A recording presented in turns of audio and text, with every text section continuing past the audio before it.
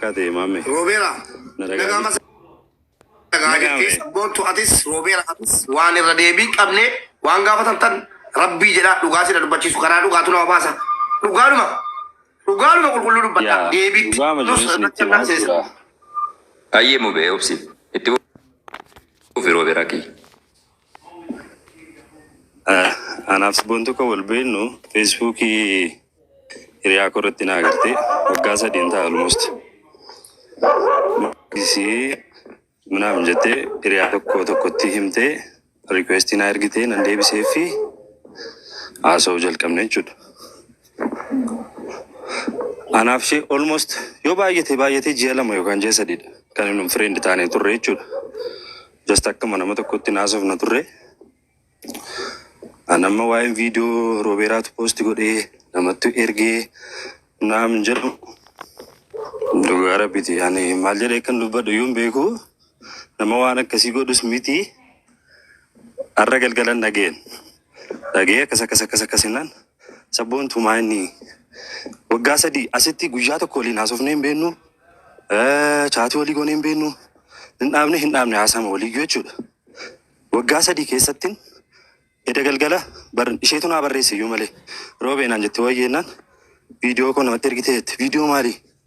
Akkas kun viidiyoon messengeraan namatti ergamaa jiraatti. Ani viidiyoo namatti ergeen qabu. An nama akkasii miti na beekta sirriitti. Nama akkamii kan ta'e sirriitti na beekta. Maal godhadheen viidiyoo kee namatti ergaanii. Ani jiraachuma keeyyuu waggaa 3 guutuu jiraachuu keeyyuu Feesbuukii irrattu si argeen beeku jiraachuu keeyyuu yaadadhanii. Inkwaa waggaa 3 booddee taa'ee viidiyoo kee kana poosti gochuu mitiiti. Dhugaama jiru haquma jiru yoon isinitti himemmoo jechuudha. An guyyaan jalqaba sabboontu eenyu akka isheen taate bare viidiyoo isheen nama biraaf ergite namni natti agarsiise viidiyoo sana argeen jalqaba. Maaliif akka isheen akkas goote hin beeku viidiyoo nama 2-3 ergiteetti kan ija koodhaan argee jechuudha. Amma immoo kun hon jedhamee maqaa namaa balleessuudhaaf an wanta hin godhinitti an nama kabaja maatii guddaa qabu keessatti hin guddadhe isheenis sirriitti na beekti. Hiriyoonni kun na beeku jechuudha. Waan kana waan hin godhe hin qabu. Namni immoo Rooberaatu viidiyoo kana natti erge Rooberaatu viidiyoo kana karaa messenjeriidhaan share godhe jedhu jiraannaan immoo kun olaam laayivii irra dhufee abbaan jiru haasa'uu danda'a jechuudha. Na baay'ee nama aarsa callisanii akkasitti maqaa namaa balleessuun sirrii miti. Ani isheetu na gaddisiise baay'ee.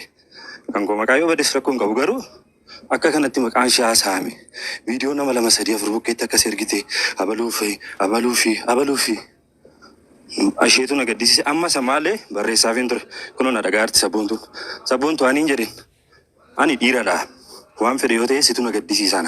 Maqaan kee keessatti ka'umsaa baay'ee nama gaddisiisa. Kunoo naan immoo maqaa koo Feesbuukii irratti akkas jedhanii poosti gochaa jiru. Kanaafiyyuu abbaan dhugaa kana Rooberaatu viidiyoo kana natti erge Rooberaatu viidiyoo kana share godhe jedhu jiraannaan murtoo barbaachisaa ta'e karaa keessanii wanti jechuun waan barbaadan gochuu dandeessu jechuudha. Malee yoon poosti godhe hin qabu. Ayyee Rooberaa kiyya. Ayyee galatoome yeroo tokko ammas gaaffii itti aanuun siif dhiyeessa. Viidiyoo kana osoo hin argin duratti jechuudha ergan sabboontuu beekee yookaan baree jedhe akkuma isirraa fagaadhu kan na godhe viidiyoo sana argeetii jechaa jirta. Ayyee isin immoo viidiyoon sun jalqaba irratti yookaan laayivii irratti wajjiniin dhuunfaadhaan dhiimoon haa ta'u bootiniin haa ta'u any viidiyoo kool firii kooliidhaan jechuudha haa ta'u viidiyoo lafatti waraabde jette siif erguu haa ta'u jalqaba viidiyoo kana isattiin erge inni abbaa fedhetti dabarsu itti gaafatamummaan kan fudhatu isadha. Isiis ta'ee namni kamuu kan fudhatu waan ta'eefi atiin kun jechuudha viidiyoo sana osoo isiin sittiin ergin viidiyoo nama irraa argite sana maqaa nuuf dha'uu dandeessaa nuuf eeruu dandeessaa. No, nama abalu jedhee ilaal maammee ko maqaa namaa kaasuu hin barbaachisu. Kana paablikiidhaan nama paabliki irratti piraayivesii nama abaloo akkasii kaasuun hin barbaachisu. Kana sabboontuu isheeyyuu beekti. Laal obboleessa keenya. Isiis hin gaafanna kallattiin itti deemna. Amma kan gara keetii bakka itti dhaabuu qabnutti dhaabnee kallattiidhaan jechuudha gara siitti dabarraadhaaf si gaafachuutti jira. Kan siis itti deemna. Atiin kun jechuudha dhibbatti amantaa amantuun jechuudha. Prootestaantiis ta'e, Ortodoksiis ta'e, Musliimas ta'e, Waaqeffataas ta'e, Oromoon kamuu amantaa numa qaba. Amantaa amantuun isa halkaniif dukkana dachii kana uumee ilma namaa kana addunyaa kanatti uumee balleessuun maqaa rabbiitiin jechuudha. Viidiyoo kana jalqaba osoo isiin sittiin ergin nama biraarraa arguu keetti dhibbatti konfirman godha jettee hawaasa 6,200 si caqasaa jiru kan fuulduratti ragaa nu ba'uu dandeessaa? Eeyyee ragaa nan ba'a. Dhibbatti an sabboontu wajjin etuun eenyu akka isheen taate uumama ishee wajjiniin etuun sabboontu hin barin dura viidiyoo isheen erge. Ayyee galatoomi miyuutii godhan. Maamme dhiifama wajjin maamme ko gaaffii tokko dabaluufi. Itti dandeesse gama kiyyaan gara sitti darbuu barbaadeetti itti fufu. Wal qulqulleessaa deemuu gaariidha. Roobeeraa viidiyoon kun sibira ga'ee gara ta'een isa ta'u. Viidiyoon kun sibira ni jira moo hin jiru? Sitti argamee jira moo hin jiru?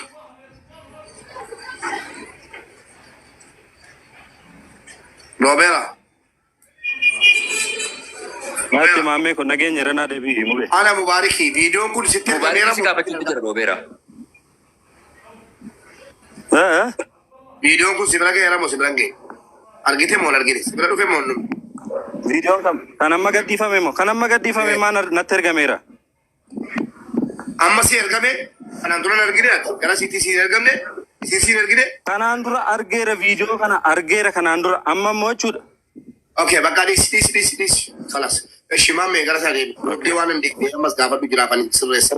Viidiyoo sana Mubee Roobeerarraa waan qulqulleeffachuu argee jedhee dubbatee jira yaada isaa dhaggeeffadhu eebbisaa kiyyan of kolchii dhiifama dabaree waliif kennaa deemnaa inshaallah isinis waan gaafatanu namoonni miseensi mana keessa jirtanu yaadota garii gama keenyaa nafee jedhe isinis itti hidhaatu waan ta'eedhaa fi akka sirna qabaatuu fi nuuf obsaan gasitti jechuudha.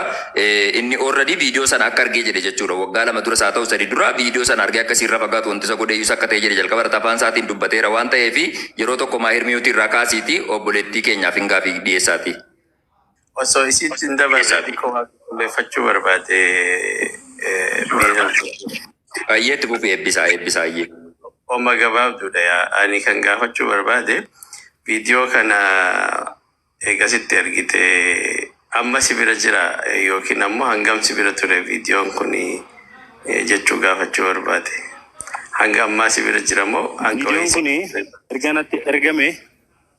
Viidiyoon kun erganatti ergame. Almost waggaa 3. Waggaa 3 kanaan namaaf erguu miti. Ofii kiyyallee bilbila kiyyarrallee hin jiru. Bilbila kana qaachaa maal akka ta'e bilbilicha iyyuu jijjiiraa jechuudha. Bilbila waggaa 3 guutuu bilbila tokko namni hin qabatu. Viidiyoon sun jiraachuu mini ani mucaan sun jiraachuu ishee iyyuu quban qabu jechuudha. Turree erga waliin haasofnu iyyuu. Galatoon gabaabsaa deemnaa galataatti caa. Rabboontu maayir na dhagaa jirta maayir nañ. Dhagaan jira maami. Ayyee sabboontuutti kenni sabboontu. Ayyeetti siqi maayikeetti siqi xiqqoo sagaleen kee fagaataadha. Sabboontu. Dhagaa uttan zarraa'oo. Ayyee galatoomii yaadumaa kana gariin Abdii Geetaachoo jedhaa gariin Neemaar jedhaa yookaan obboleessa keenya Fuwaadii wantoota adda addaa kan ka'aa jiranii wal qabsiisee yaada mamii yookaan ammoo yaada shakkii hawaasa keessatti uumame wal qabatee hedduun keenya wantoota adda addaa yaadaa turree hiriyyaa keenyas ta'e obboleessa keenyas ta'e namni dogoggora kanaa hojjetu kamtuu nu biratti fudhataman qabu waan ta'eefi kallattiidhaan hawaasa fuulduratti gad ba'ee jetteen yookaan ammoo kallattii wayiitiin isa tokko irra qabdee isa kaan irratti fuutee fe'uu osoo hin taane nus akka itti gaafatamummaa kana keessa galchitee yakkamaa nun goone nu yakka keetiif haqa keetiif waan jiru hawaasnis akka irraa baratuuf teenyee namoota wal dhabuun barbaannu namoota walitti mufachuun barbaannu rabbii birattis seera birattis gaafatamuun barbaannu waan ta'eefi dhugaa gama kee jirtu waan kana jechuudha viidiyoo kana jalqaba yeroo waraabdu eenyutu akka ergitee jette qulqulleeffadhu nuuf dubbadhu jennaan eeyyee itti gaafatamummaan fudha jettee namni maqaa kaaftee jette obboleessa keenya nu fuulduratti argamu Roobeeraadha jechuudha. Erga Roobeeraa ta'e Roobeeraadhaaf gaafii dhiyeessiidhaatis nu dhaggeeffachaa jirta waan ta'eefi inni nama sabboontuu jedhamtu erga waggaa 3 uumama siituu dagadheen jira. Viidiyoonsis na biran jiru nam tokkottis hin ergine viidiyoon kunis osoo isin natti hin ergin durarratti nama biraatti darbee nama biraarraa na bira qaqqabeen ergan viidiyoo kan argeen akka irraa fagaadhuuf of kakaaseeyyuu jedhee dubbachuutti jira. Dhugaa namni tokko jechuudha yakkamaan kamiyyuu yookaan ammoo namni seera cabse kamiyyuu waan kamiyyuu dhugaadha jechuu hin danda'u. Yeroon kana jedhu ani Roobeeraan yakkamaadha jechaan jiru yookaan badii kana kan raawwatessa jechaan jiru. Garuu nuti amma akka hawaasni dhaga'uuf gaafiin nu gaafachuutti jirru akka seeraatti akkas jennee gaafanna. Dhugaa jirtu garuu kallattii amansiisu yookaan ammoo haqa sana baasuu irratti kallattiin ittiin hojjetamu tarii nu ta'uu danda'a tarii ammoo namoota nurra beekumsa qabanuun wanti kun fala argachuu danda'a. Ati afaan kee irraa wanti dubbattu viidiyoon kun jalqaba osoo nam tokko bira hin dhaqin nama Roobeeraa jedhamtutti ergite moo hin ergine? Dhugaa dubbachuu fi viidiyoo kana kanin waraabee isaafanii waraabee kallattiidhaan garuma isaatiin erges. Nama biraa bira jira viidiyoon kun nama biraa irratti argeera kan jedhu yoo ta'e ifa godhee dubbachuu danda'a rakkoon qabu gara sanatti darbuu dandeenya. Viidiyoo kana milikkitaaf an waraabee fi ergeennaan innillee viidiyoo naa erge qaba. Achiin booda maazarii kootu dhukkubsatee mana hakimii jira birriin barbaada naan jedhennaan ani birrii hin qabu birrii sii erguu hin danda'uun jedhe yeroo sanatti innaan viidiyoo keen gadhiisaa ati shamaradha ani dhiiradha uma tokkoyyuu ta'uu hin danda'u jennaan deemi gadhiisi anis kan kee kan na bira jiru hin gadhiisaan jedheen achumarraan na cufee deeme jechuudha waggaa 3 guutuu waliin haasofne sigalee dheengadda gastii mana Aleksii jalatti argeen gastii Aleksii seenee Roobeeraarree dubbisee Aleksiillee dubbisee ba'e jechuudha. Borumtaasaa dhufee Roobeeraan telegiraamiidhaan haayinaan jedhe iimoodhaanis haayinaan jedhe achiin boodan baddeenaan jedhe na lakkin bannee jiraan jedheen guyyaa 2-3 otoon turin viidiyoo kun gadhiifame jechuudha. Kanaaf an viidiyoo kana daayirektii isumattiin erge sigalee dhaabbadhu buletti dhaabbadhu waan si gaafadha. Roobeeraa ati hadda dubbistee miti mucaa kana haasaati Maamee naasirreessa. Haasawa sila dubbate irratti Roobeeraani jiraachuudhuma siyyuu waggaa 3 booda yoo man dubbiseetti. Yoo haddeetti. Miti? galgal. Eda. Edayyii dubbisee jedhe. Obboleettii keenya kan inni dhufee telegiraamiidhaan koi kan inni telegiraamiidhaan guyyaa 3 dura dheengadda si dubbise. Na arguu dandeessaa screenshot goote. Immoo telegiraamii irraa danda'a. Mubee laa kunoo laa.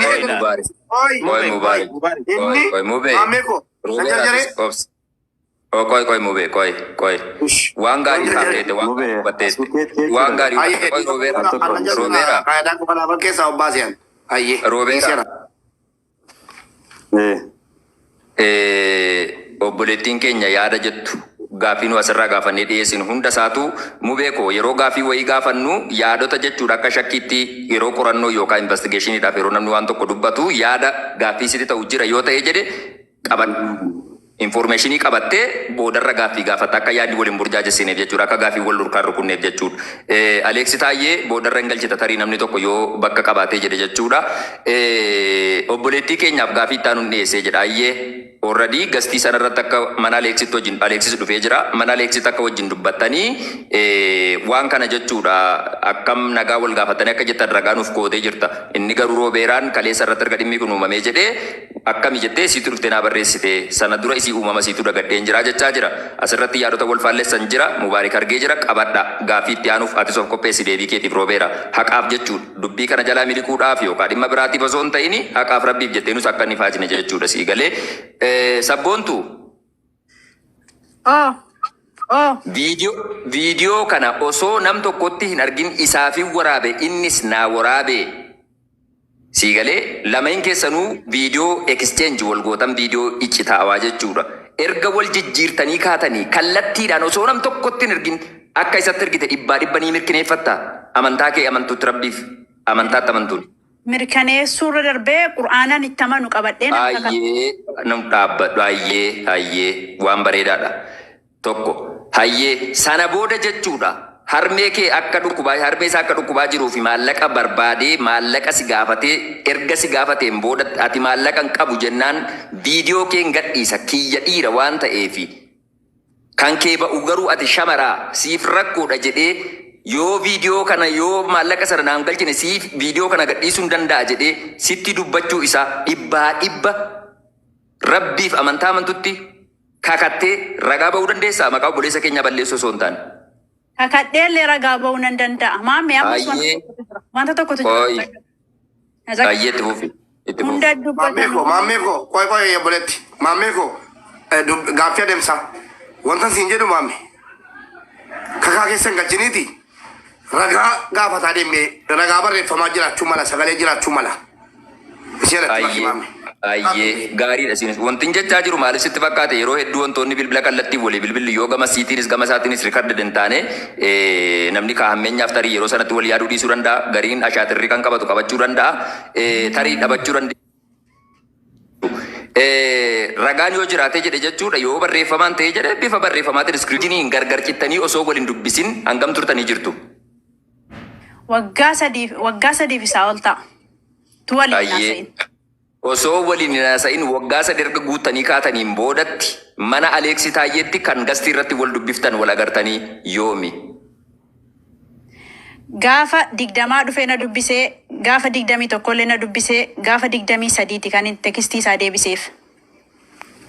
Ayyee inni akkas irratti dubbachuu jiruuf kan jalqaba dhuftee na dubbifte isiidha jechaa jira erga addaan cittanii kaatanii boodatti. Ati ammoo isatu na dubbise guyyaa 20 jechuun almost guyyaa 4 dura jechuudha. Ammas yaada wal faallessu jira naaf qabadhaa namoonni dhaggeeffachaa jirtan. Hayyee erga viidiyoon kun bahee gaafii gaafatteen keessatti deebiin siif laate maali?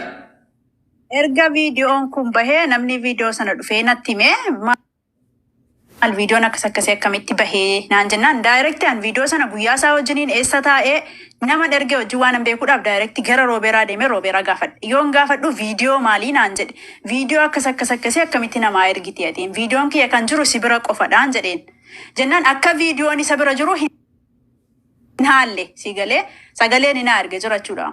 Akka viidiyoon isa bira jiru hin haalle garuu ana miti kan namaaf dabarsee erge telegiraamii kootu haakii ta'ee malee an dabarsine jedhee harmee isaatiin kakataa ture jechuudha. Kan ammoo yoo wanti inni dubbatu jira. Hayyee galatoomi hayyee barreeffama isa wajjiniin guyyaa 4 dura waliif barreessitan inshuutii godhe evidansiidhaaf mubaarikiif erguu dandeessaa waan atiif inni waliif barreessitan osoo dhoksaa tokko hin qabne jechuudha. Erguun danda'a. Jira telegiraamii.